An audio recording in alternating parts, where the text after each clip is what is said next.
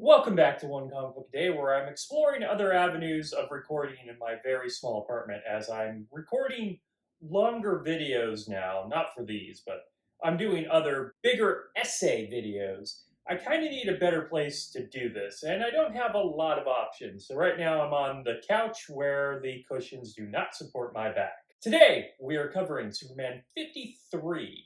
The 10th anniversary. Well, the first story is the 10th anniversary, and that's the story we're covering, the origins of Superman.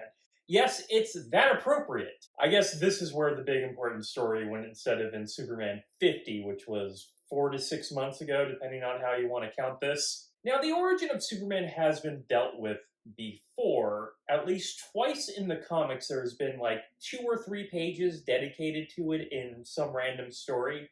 Those two origins aren't that different. The main change is that they introduced Ma and Pa Kent in the second one. Now, the radio show has also dealt with his origin, and something I've covered on my shorts on the YouTube channel is the newspaper strip, which I've been covering for a while now.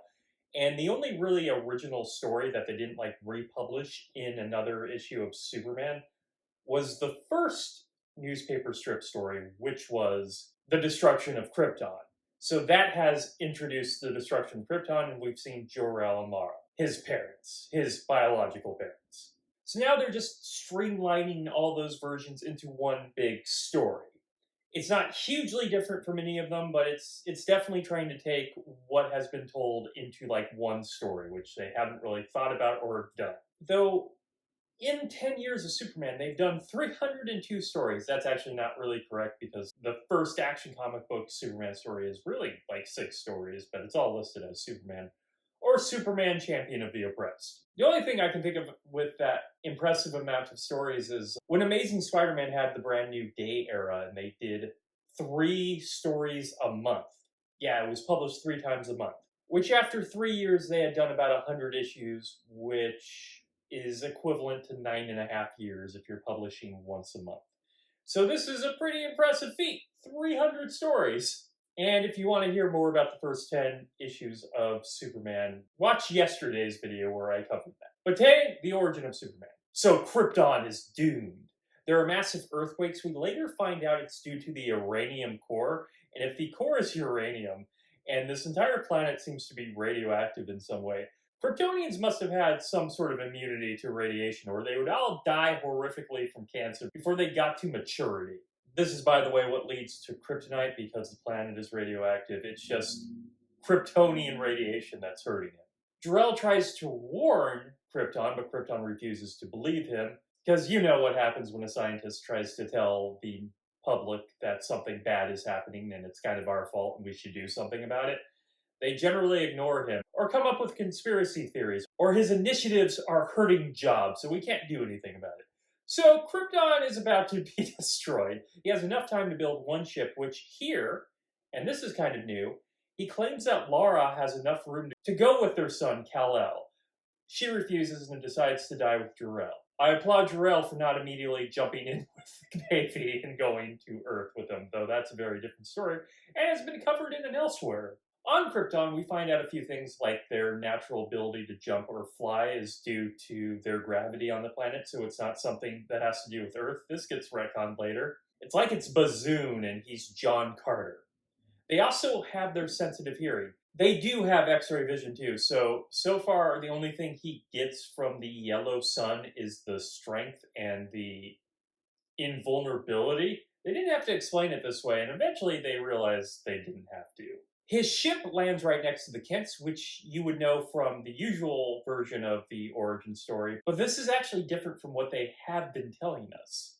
You see, Clark first ends up at an orphanage before the Kents came in. Now, the orphanage still exists. The Kents just take him to the orphanage. And then, due to his powers, he's too much of a problem. I really do not like this part of the origin story, and I'm glad they get rid of it because all these people at this orphanage should know Clark is actually Superman when Superman shows up. What's really funny is they mentioned they're supposed to look into the Kents, but because Clark is so much of a problem, they just give him to them without doing their due diligence and looking into their background before adopting a child. That's how much in a panic Clark has left them. The Kents still don't really have their names of Jonathan and Martha. Before Jonathan dies, he does instill a sort of "with great power comes great responsibility" speech. This is the importance of the Kents, and the only reason they exist in these origins currently for such a short time is to instill like this: you should do something good with your powers because you have these powers. See, great power comes great responsibility. But this is a big sci-fi fantasy story that I've been wanting from Superman that we're going to get more of once we hit the 50s.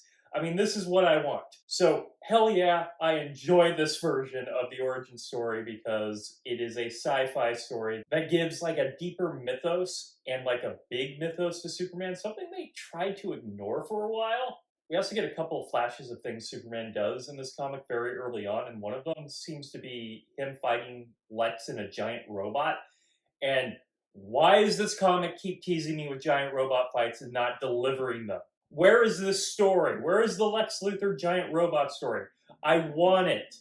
Be the next story. Unfortunately, the next two stories are not very anniversary related, and the next one's pretty weak. So, unfortunately, but yeah, read Origin of Superman. It's pretty important to, like, say, a Golden Age origin of Superman. It's when they finally really defined it and put every idea they had together.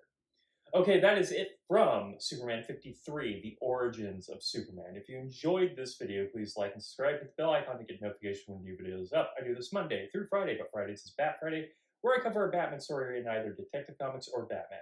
And until next time, let's ponder the question, whatever did happen to the Man of Tomorrow? And what happened to these people at the orphanage who know who he is? Did he deal with them?